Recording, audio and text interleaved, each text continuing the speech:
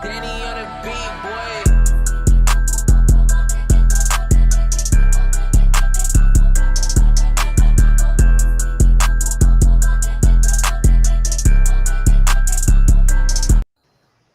Welcome to another live episode of Halftime Adjustments. Your host, Eddie Arnell, my man G Witt, Mr. J. Tighten What's up, going baby. on, gentlemen?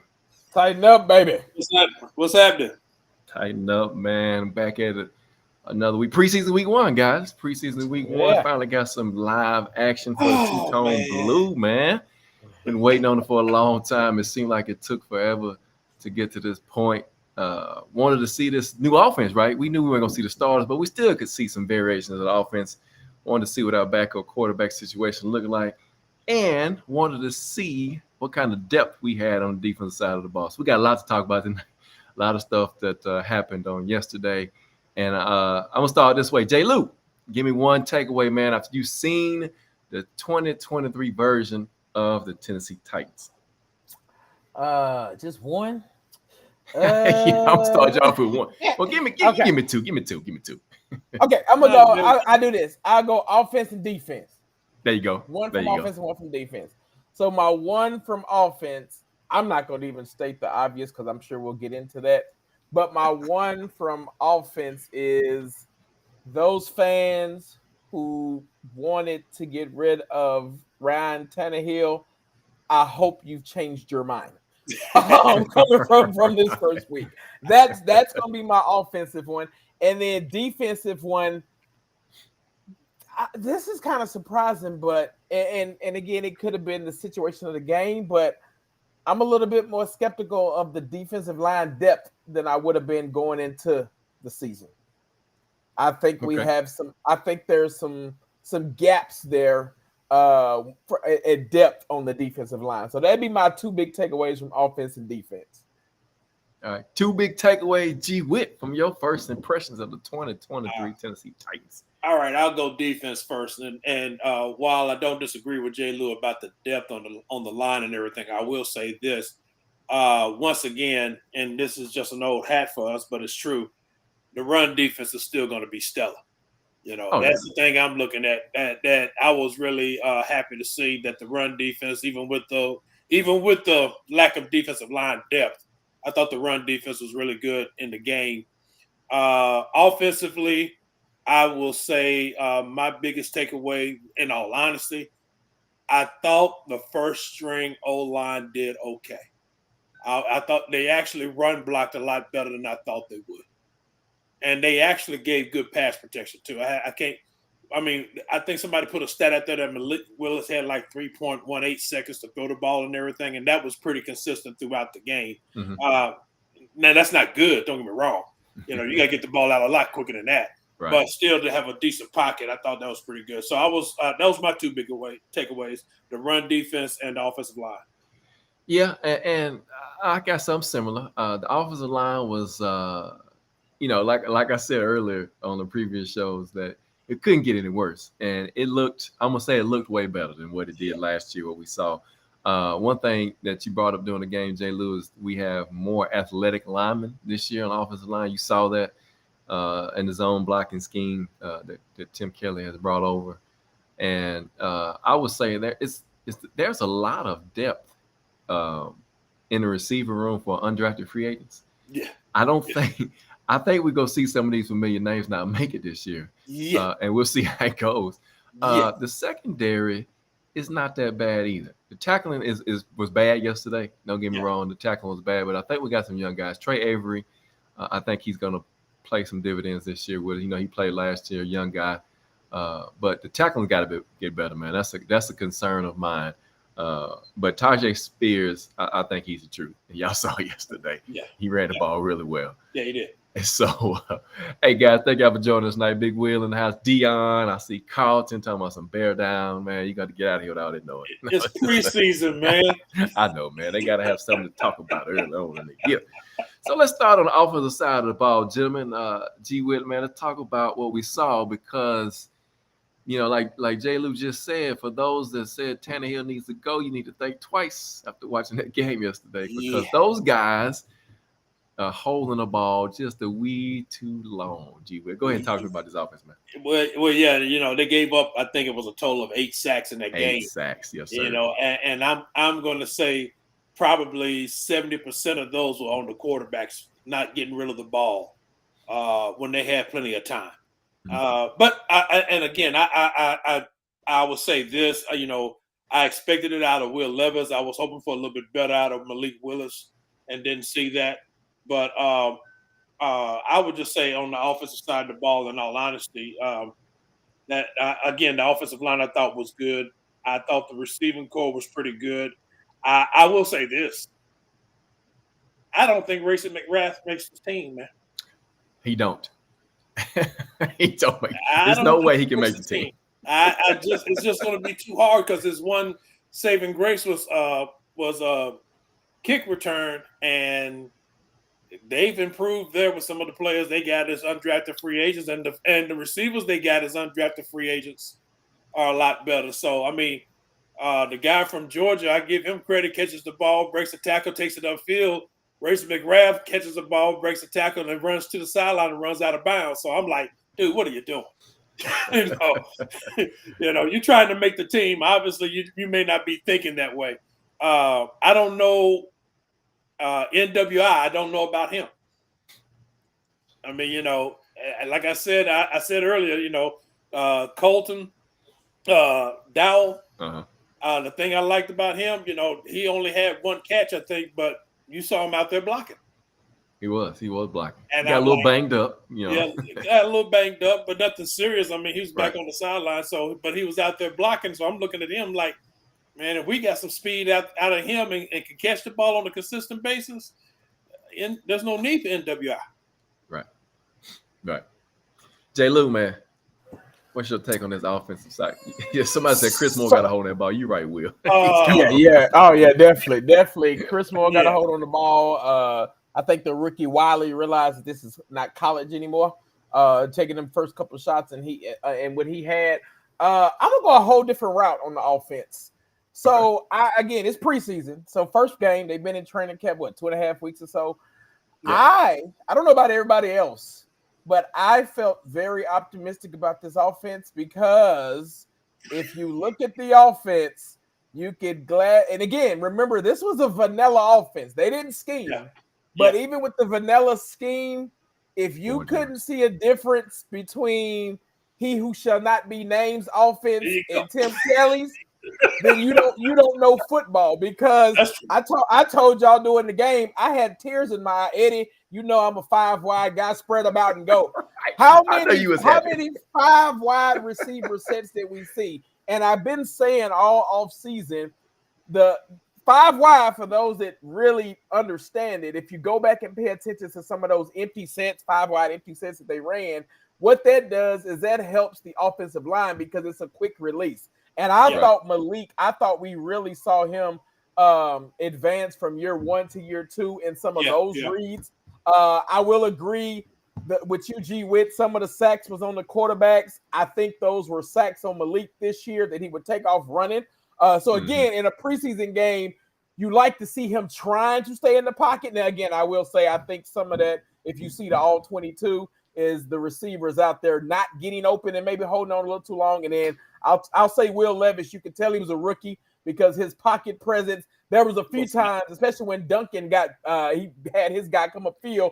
If he steps up, the pocket's clean if he steps up, but he didn't step up in the pocket. And I think that's things they'll coach with him. But I overall was thrilled to see just how, again, I mentioned that we would see some no huddle. I kept saying we'd see no huddle offense, but them huddling at the line. I think that's another method of them getting faster. And let's just put this out there. And again, we haven't seen Derrick Henry, and again, it's just a small sample, so you got to take it what it is.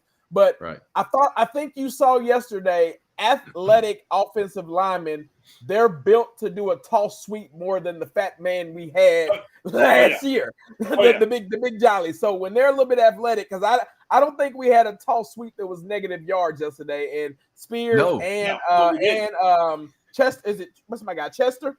Chestnut. Chestnut. Both of them hit it very well on that. So again, I was glad to see the scheme of the offense look a lot different, even being vanilla. But you can tell that Tim Kelly, this again, as much as they said still the same, and you're gonna feature the run game, etc. You can do it a different way, like he did, and still be one of today's NFL type offenses. I'll tell you what, man. Julius Chestnut said, "Don't forget about me in the backfield because Julius Chestnut's gonna make the team. He's gonna make the team. He's gonna make the team. Yeah. Haskins may not.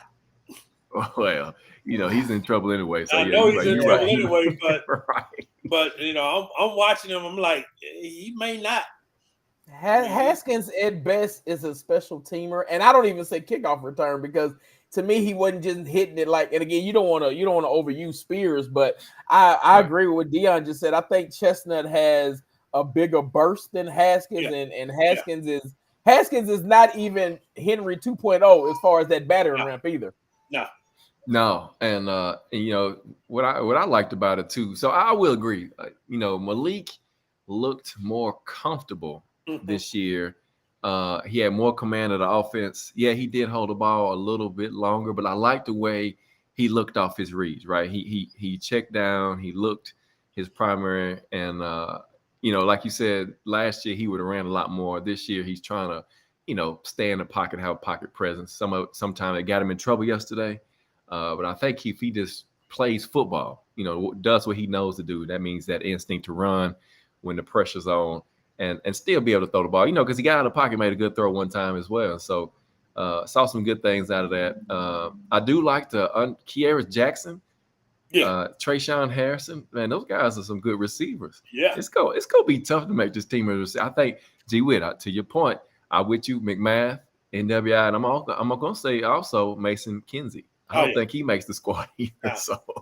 So those guys, some familiar names that probably won't be back next year. So Ryan says, what do we think of Wiley? So Wiley, he needs to catch the football.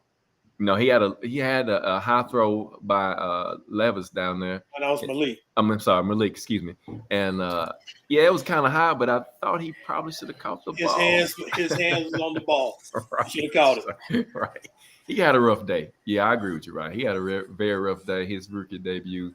And don't forget he missed some practice. That's what I was just going to say. He's missed a little bit of camp too. So I think his size helps him along because he's a weapon.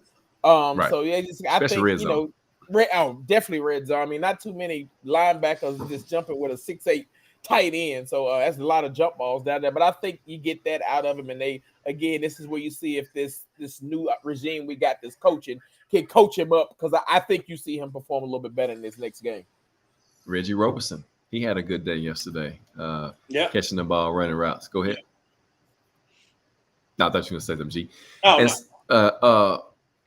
you gotta give credit to, man. I know Chris Moore had a hard time with the ball yesterday, but he blocked well. He ran block well yesterday. I wanted to see that out of him, see what he could do there. I know he probably can run some routes pretty well. He's been in the league, about 6 years or so. And so, he's got that veteran experience, but he makes his team by being able to block. We already know that Vrabel likes him anyway. And so, it's the receiver depth chart is going to be very interesting when it comes down to it. Because, I mean, like we've said, it's going to be some familiar names that are not going to be on this squad come September. So I think the thing that we're going to see, back to Jay Lou's point, there's going to be some serious cuts made on this team as far as on the offensive side of the ball is concerned, especially when you look at the wide receiver position, because some of the same guys are just not going to be there. I sincerely doubt if we see NWI. I just don't think he's going to be back, because you think about it. Jabbar, you talking about the all 22, and you saw where receivers weren't getting open. He was one of those receivers. Not to mention, he don't fit in that speed category that Vrabel wants on that field. So not at all. A lot of those guys, man, some of those undrafted rookies, 4.3s, 4.4s. Those guys can run. Yeah, when they tell you about a receiver that had 5 knee surgeries and still ran a 4.3 on this pro day. Yeah, the kid from Baylor. Gavin Holmes. Yep. And remember, I told y'all in the offseason show that NWI's 1-year contract was set up where releasing him won't hurt you as much. So I was watching the game last night, and again, we've got 2.5 weeks before cut day. In my head, I was contemplating, man, if you keep 5, how do you keep 5? And if you try to keep 6, how do you? I feel like it's hard. Like, I'll take Colton Dowling as an example. Yeah, he was a 7th round pick, and all the talent is there, the potential. I don't know if you're able to sneak him through practice squad, especially some of these guys put on this tape in the preseason. So what we thought was like the depth's there at wide receiver. And again, it's amazing with one guy. Let's just think about it. One guy changed the whole perception of the wide receiver room, because if D-Hop can be D-Hop and you slide everybody back down like we talked about, you really got some battles in that 5th and 6th spot that you're going to make some very tough decisions on some guys that, again, not all of them can play special teams. You're going to make some tough decisions on some guys that I think can be ball players in this league. So let's get some comments, man. We got some, they flying in left and right. So Rob, big man, thank you for joining us tonight. He said he missed the game. He wanted to see who looked better between Willis and Levis. So Malik Willis by far has got the number 2 quarterback position on lock right now. He is to lose. He is to lose. Yeah, no doubt. I mean, he had control. Go ahead, G. Again, Levis was a pure rookie. You saw. Now, don't get me wrong. He made some good throws. Yeah, he made some good throws. He did make some good throws. I mean, now we'll say the one thing about him, and like I said yesterday, he's got a live arm. The problem he's got, he relies on it too much. He doesn't step into his throws. And I'm not going to say he did some panic throws yesterday. Except I just don't know where he was throwing the ball to on that last interception. But if he can gather himself on the play before that and just set his feet, that's a completed pass. And he was exactly right. It would have been a touchdown because the dude was wide open. There was no one within 10 yards of him. Right. And with his speed, he was going to score. So I will say this. I did like what I saw to Levis for being a rookie. It's just that he didn't do enough to get past Malik Willis. Malik was definitely the better quarterback yesterday.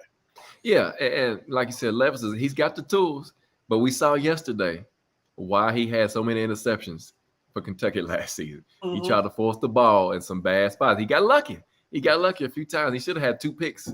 Yeah. He got away with one of them was almost pick 6 on a late throw. Right. And I think that last one was miscommunication, but I will go back because I just harped on it because I was looking at things different. Go back and watch that last interception and just watch the play. That will, again, I'm beating a dead horse because we talked about how this offensive scheme was so predictable last year. Look at the routes that were designed for those receivers on, not the interception, but the one when he missed the wide open before that. Yeah. That was a perfect play call. That reason that receiver was wide open, and he read the right read. Again, got to set his feet and make the throw. But when you look at the design of that play, that definitely is not 2022 Titans offensive type. Or 2021 Titans. Man, I mean, there wasn't even about 10 yards around him. No, he was so wide. He was so open. I was like, but the other thing, going back to your point, J. Lou, you saw also even on I would say the down and distance, the long down and distance. He did give an opportunity. I will say this: in those schemes, you saw a lot of opportunities where, you had people going deep, but you also had somebody going short. Yes, and which we hadn't had. Standpoint, there's going to be an option there, right? Because Will Levis on the pass, I think he threw to McMath. McMath rather. When I watched the replay of it, just to be sure, the thing that got the guy, the DB, was the fact that he ran somebody under him short. Yep. And the guy was open, so it froze him, and that left McMath open. If Levis sets his feet and makes a better throw, McMath may be able to take that a little bit further instead of falling down and everything. But again, we're talking about a rookie, so. That's when I say he was. I thought he was okay. He was a rookie yesterday. No ifs, ands, or buts about it. McMath might have ran out of bounds. What you talking about? Well, that's true. Right. So the offensive line, man, in our opinion, was way better than last season. You saw the athleticism on the offensive line. You saw what they were trying to do in the offseason, how they built this offensive line to be able to move, be able to run, to be able to run that zone scheme and things like that. And so very impressed with the offensive line. I think there's some good depth there. You even saw MPF get in towards the end there and did some good pass pro as well. I will say this, that Jalen Duncan, and I hate to say this, but he did. Go ahead and say it. He did. He reminded me of Dennis Daly a couple times yesterday. Yeah. And I was like, wow. Yeah. That was my PTSD right there. Hey, look, I'll be honest with you. The way I saw him play, I look at him, he's probably a practice squad player, man. Yeah. Because he does not move his feet. That's his problem. Right. He doesn't move his feet. And that's really the big problem. And it's a shame because he's athletic and strong, but he doesn't move his feet. Right. So Josh Arnett, what's up, man? He's in the house. Horror House Games, man. He just subscribed to the channel, so appreciate that, man. Welcome to the show. Nathan, you're right. We got the answer on Jamarco Jones. Jamarco Jones, formerly known as the player that we know still on team. Yeah, he got cut. He couldn't even. So last year he had one practice, and he didn't make a week of training camp. He's had more teammate fights than he had practice time in his stay here in Nashville. Taylor, no, they didn't run it. Well, they did run RPO yesterday because the touchdown run and Malik had. It was a read option. Actually, it looked like a read option, but they had it's a read option with a wide power pull because they pull the tight end and the receive on the backside. Yeah. And so, so you saw a little bit of that. I don't think you saw a lot because Tim Kelly's not going to show his hand right now, right? Nah. He got some things in the bag of tricks that he's going to show. So, Taylor wanted to know about the special teams, and we go ahead and peep that who showed out on special teams. So the rookie, Garrar, what's his name? He did well in the return game. I think there's somebody right there that's probably. Special teams is his more line of where he's a DB as well. He played a pretty good game on defense too. We saw Kyle Phillips back there. He got his 17-yard return, so he's doing his 17 to 20-yard average that we've been seeing last year. The kicking game though, shoot up. I would give him the edge yesterday. Trey Wolf misses one, and he makes his attempt from 41, and so that competition is going to continue on for a few more weeks. I don't see them keeping both kickers unless they drop one of them on a practice squad, but yeah, we'll see. Yeah, I think. I'm sorry. I think Shudak does have the upper hand there. I'll be honest. They've got to practice work with Stonehouse on directional kicking. Yes. The boom is there, but there were several times that I don't think he's still quite got down the directional kicking either to the sideline or placing in different spots. Yeah. So that's what they've got to work on with him there. I thought tackling was decent on special teams, all things considered. I thought they did a good job there. And again, you don't want to keep Spears. He seems the real deal so far.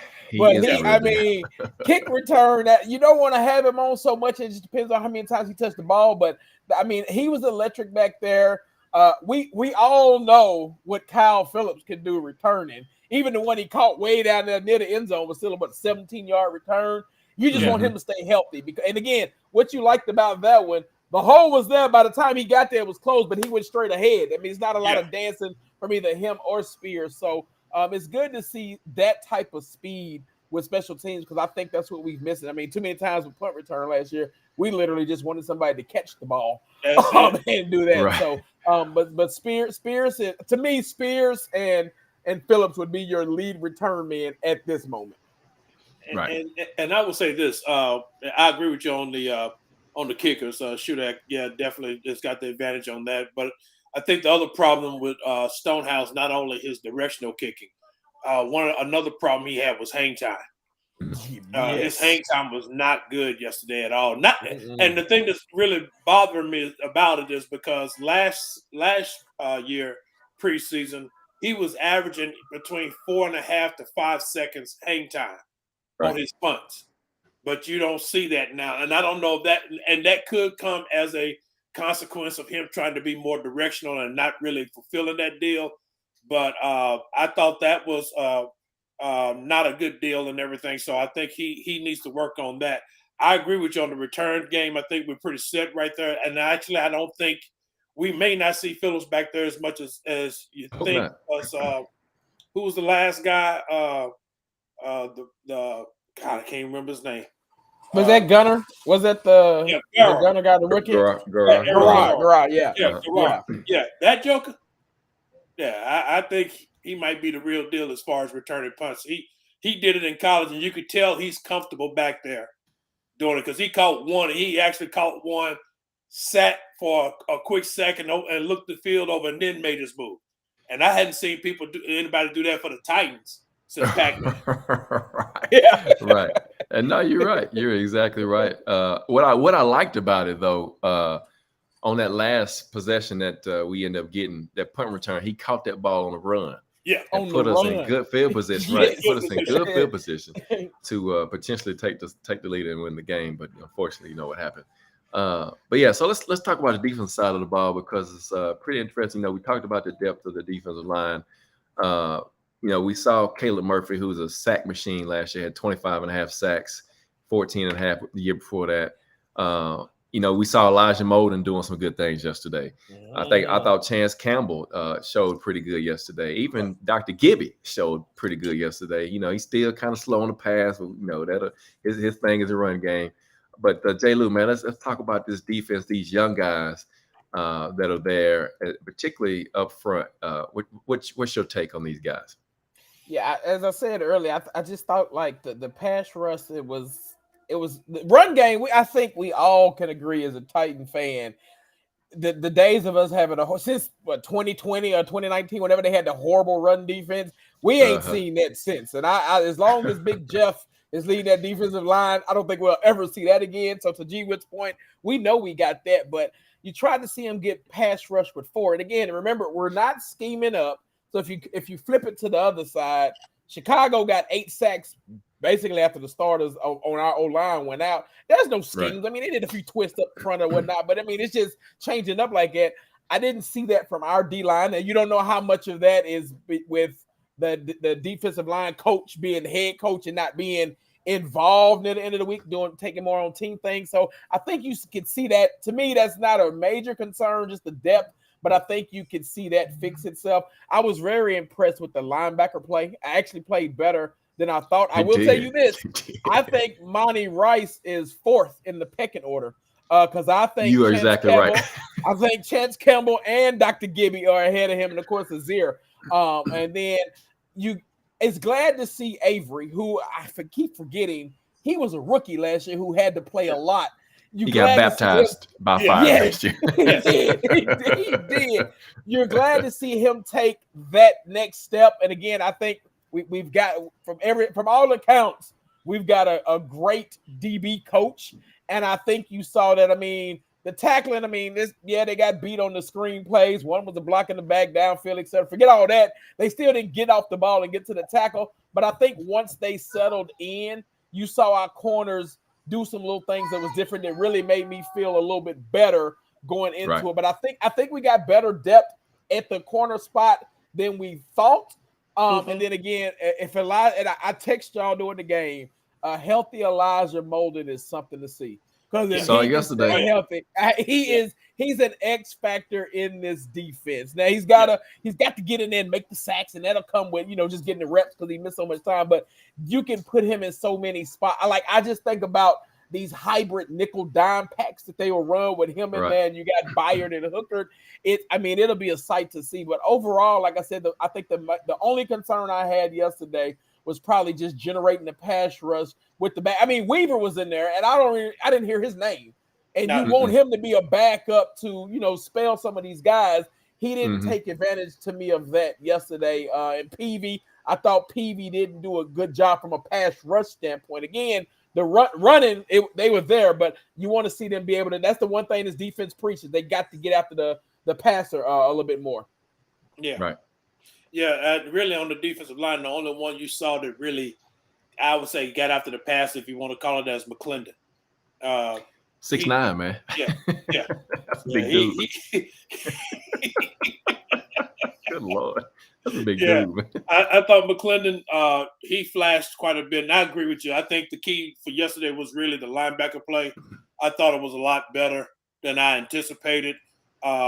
Even with the tackling, like I said, on the run defense, it was fine.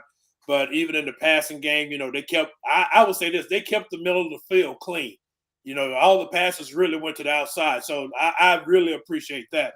And I have to agree with you as far as you could tell a difference in the secondary coach because these corners are a lot more aggressive. Yes. Than they were last year, or past few years, I would say. You can see them coming up, making the tackles early.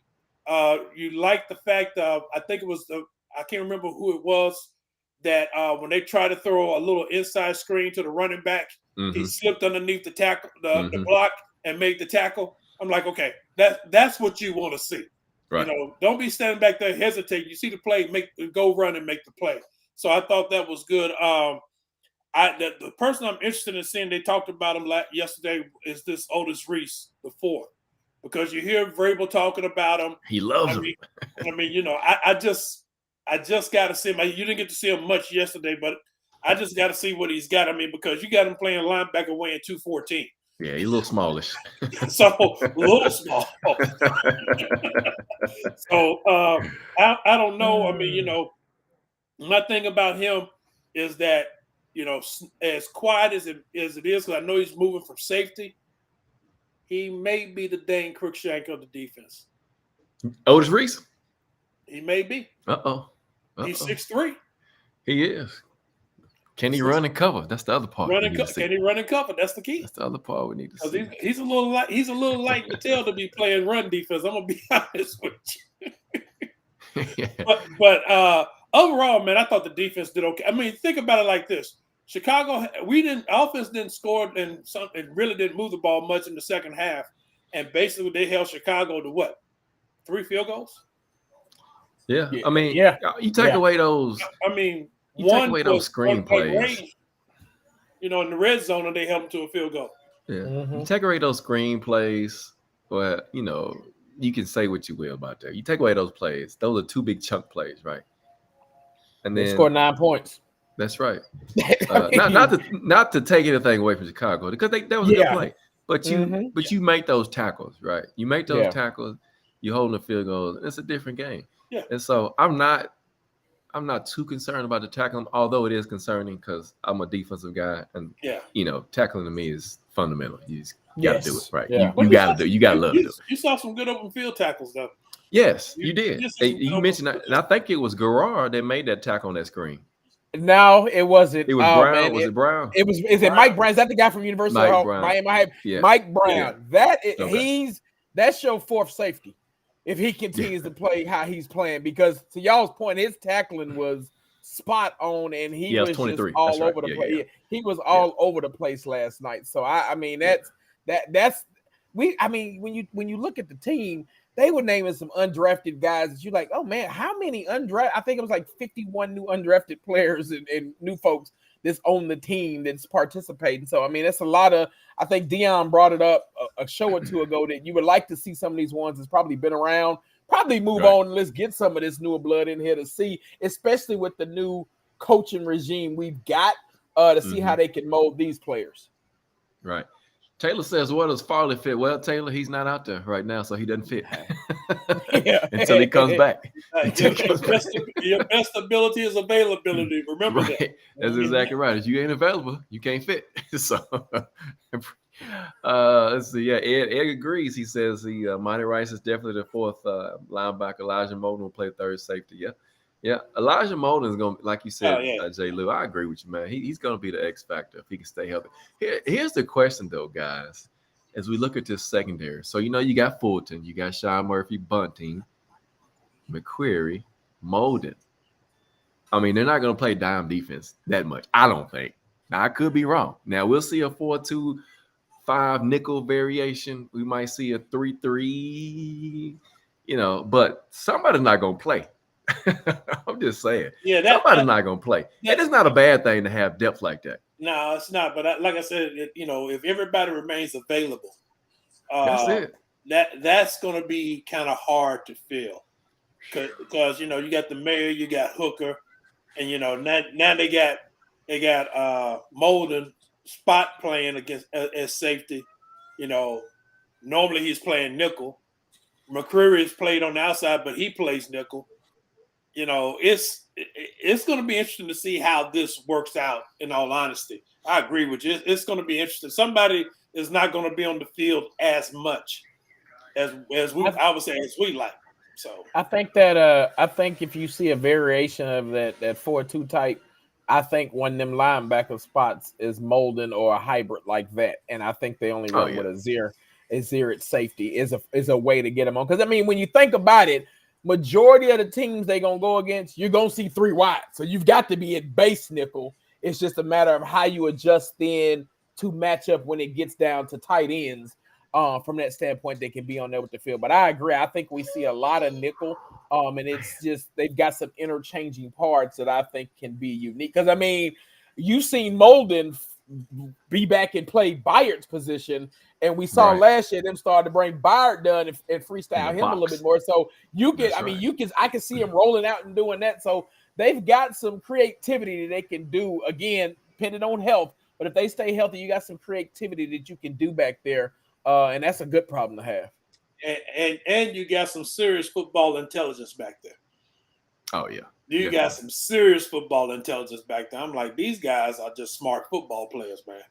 Yeah. And that's the thing about Molden. That was one of the things. I mean, I remember Eddie talking about that, about him being such a smart player coming out of Washington and everything. And then Hooker was a smart player, and of course the mayor. So it's just going to be interesting to see.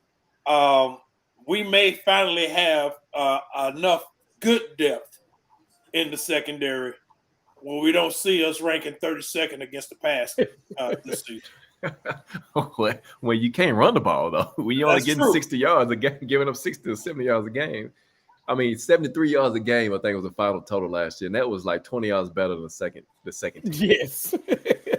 I mean, like you said earlier, J. Lou, when have we had that before? It's been a long time since we could talk about that defensive line, that front 7 stopping the run like that.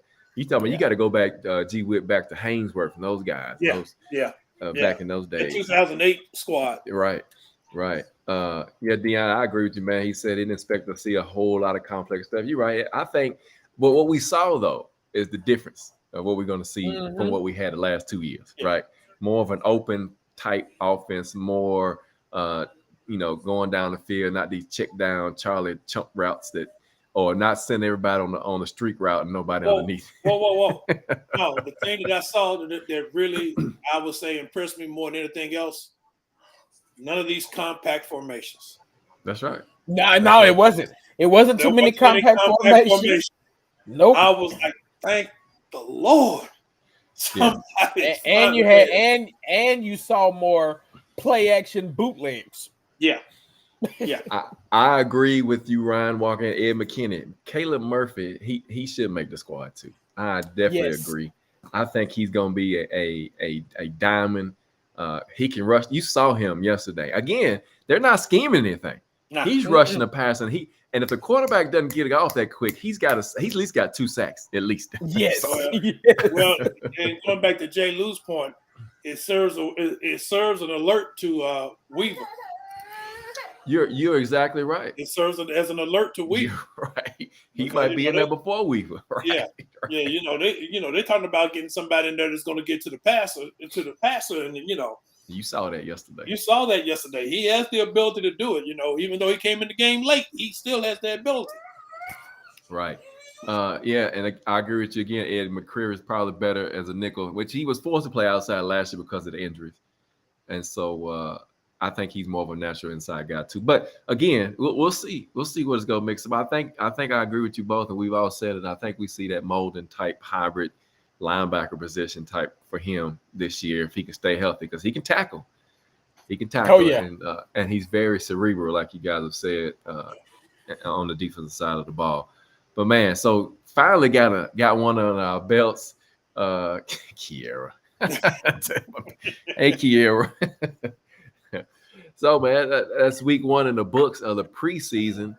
Was it what y'all expected? I mean, I know we wasn't gonna see much, but I mean, you gotta feel better, right? Things are looking up it on both was sides of the ball. and that's how I kind of went into it. I mean, they've been in practice 2.5 weeks, give or take.